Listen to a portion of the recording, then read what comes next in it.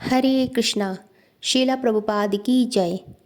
एकादशी व्रत रखने से भगवान विष्णु बहुत अधिक प्रसन्न होते हैं और अपने भक्तों पर अपनी कृपा दृष्टि सदा बनाए रखते हैं। इस व्रत को करने से व्यक्ति को सभी प्रकार के फलों की प्राप्ति होती है। उसका भौतिक जीवन धन्य धान्य से भर जाता है। इसके साथ साथ यदि वह जीवन भर एकादशी का व्रत रखता है और भगवान विष्णु का भजन कीर्तन करता है, भगवान के नामों का जप करता है, तो अंत में उसे भगवत धाम की भी प्राप्ति होती है। एकादशी व्रत माह में 2 बार आता है, एक शुक्ल पक्ष और कृष्ण पक्ष। दोनों ही एकादशियां एक समान महत्व की होती हैं।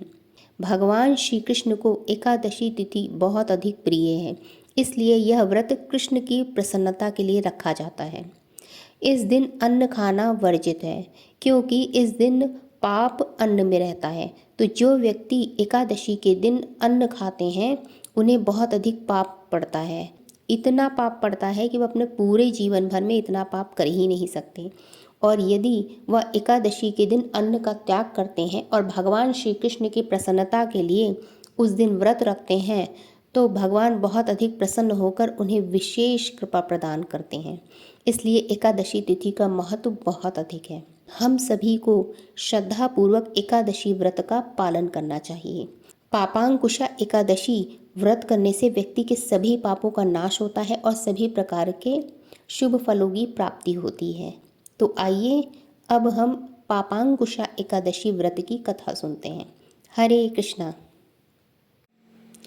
युधिष्ठिर महाराज ने कहा, हे जगदीश्वर, अश्विन माह के शुक्ल पक्ष की एकादशी का क्या नाम है तथा इस व्रत के करने से कौन से फलों की प्राप्ति होती है? कृपया यह सब विधान पूर्वक कहिए।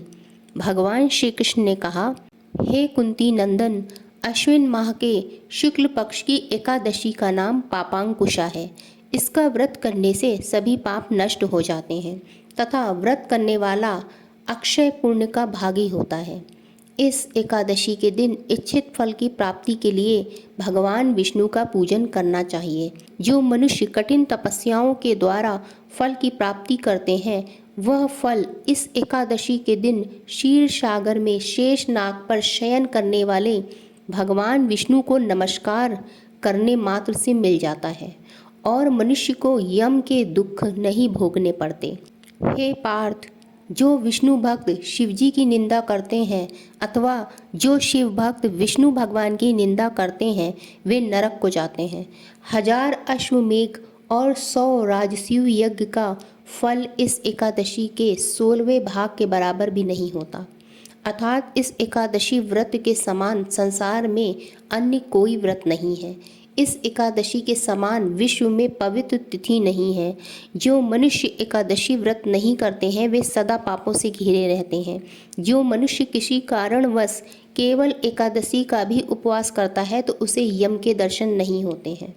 इस एकादशी के व्रत को करने से मनुष्य को निरोगी काया तथा सुंदर नारी और धन धान्य की प्राप्ति होती है। जो मनुष्य अश्विन माह के शुक्ल पक्ष की पापांकुशा एकादशी का विधान पूर्वक उपवास करते हैं, उन्हें विष्णु लोक की प्राप्ति होती है।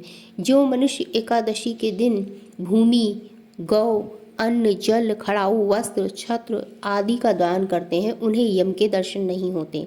दरिद्र मनुष्य को भी यथाशक्ति कुछ दान देकर कुछ पुण्य अवश्य ही अर्जित करना चाहिए। जो मनुष्य तालाब, बगीचा, धर्मशाला, प्याऊ आदि बनवाते हैं, उन्हें नरक के कष्ट नहीं भोगने पड़ते। वह मनुष्य इस लोक में निरोगी, दीर्घायु और पुत्र तथा धन धान्य से परिपूर्ण होकर सुख भोगते हैं। अंत में स्वर्ग लोक जाते हैं। भगवान श्री हरि की कृपा से उनकी दुर्गति नहीं होती। पापांकुशा व्रत की कथा इस प्रकार है। प्राचीन काल में विंध्य पर्वत पर एक बहेलिया रहता था। वह महाक्रूर था। उसने अपनी सारी जिंदगी हिंसा, लूटपाट, मद्यपान तथा मिथ्या भाषण आदि में व्यतीत कर दी थी। जब जीवन का अंतिम समय आया, तब यमराज ने यमदूतों से कहा कि उस बहेलिये को ले आओ। यमदूतों ने उस बहेलिये को यह बात बता दी कि कल तेरा अंतिम दिन है। मृत्यु के भय से भयभीत वह बहेलिया महर्षि अंगिरा की शरण में उनके आश्रम जा पहुंचा। महर्षि ने उसके अनुनय विनय से प्रसन्न होकर उस पर कृपा करके उसे बताया कि अगले ही दिन अश्विन माह की शुक्ल पक्ष की पापांकुशा एकादशी है तथा वह विधि पूर्वक व्रत करे और भगवान विष्णु के नाम का जप करे। इस प्रकार वह महापापी व्याध पापांकुशा एकादशी का व्रत करके भगवान विष्णु का पूजन करने लगा। एकादशी का व्रत पूजन करके वह बहेलिया भगवान की कृपा से विष्णु लोक को गया। उधर यमदूत इस चमत्कार को देखकर हाथ मलते रह गए और बिना उस बहेलिए को लिए ही यमलोक वापस लौट गए।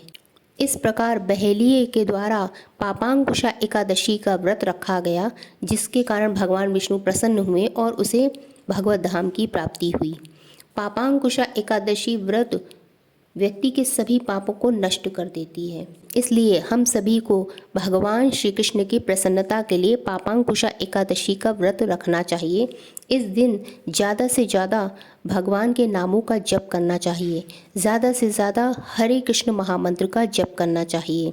हरे कृष्ण कृष्ण कृष्ण हरे हरे, हरे राम राम राम हरे हरे।